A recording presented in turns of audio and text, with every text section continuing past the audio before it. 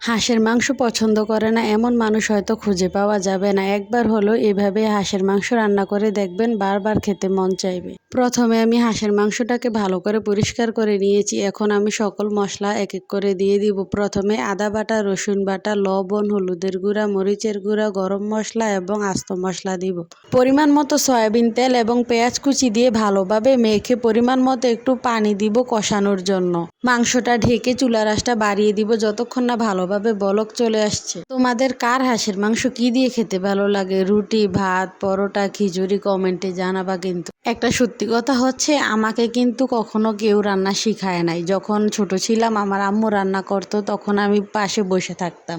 তো আম্মু যখন রান্না করতো ওইটা দেখতাম, ওইটা দেখতে দেখতে এটা আমার আয়ত্তে এসে পড়ছে যে কোন রান্নাতে কি দিতে হয়। এটা একটু আইডিয়া করে নিয়েছি, তারপর নিজে নিজেই সকল রান্না করে ফেলি। তরকারিতে ভালোভাবে বলক চলে আসলে নেড়ে চেড়ে ঢেকে দিব এবং চুলার আঁচটা কমিয়ে 30 মিনিট সময় যাবৎ মাংসটাকে কষিয়ে নিতে হবে। তার মাঝে মাঝে আবার একটু নাড়াচাড়া দিয়ে নিতে হবে, না হয় নিচে দিয়ে লেগে যেতে পারে। মাংসটা যখন 70% সিদ্ধ হয়ে আসছে তখন মাংসটাকে উঠিয়ে নিলাম। তারপর একটি ফ্রাই প্যানে পরিমাণ মতো তেল দিয়ে তাতে কিছু মেথি দিলাম। যার মেথি পছন্দ মেথি দিতে পারেন, যাদের মেথি পছন্দ না মেথি দেওয়ার প্রয়োজন নাই। তারপর তেলে কষানো মাংসগুলিকে একটি ছাঁকনির সাহায্যে ছেঁকে দিয়ে দিলাম এবং মাংসগুলিকে ভালো করে ভেজে নিলাম। এইভাবে হাঁসের মাংস ভেজে রান্না করলে হাঁসের মাংস থেকে বাজে কোনো স্মেল আসে না। মাংসগুলি ভাজা হয়ে গেলে কষানোর যে ঝোলটা ছিল ওইটাতে মাংসগুলোকে দিয়ে দিলাম এবং পরিমাণ মতো পানি দিলাম। যে যতটুকু ঝোল রাখতে চান ততটুকু পরিমাণে পানি দিবেন। তারপর আমি কয়েকটা আলু দিয়ে দিলাম।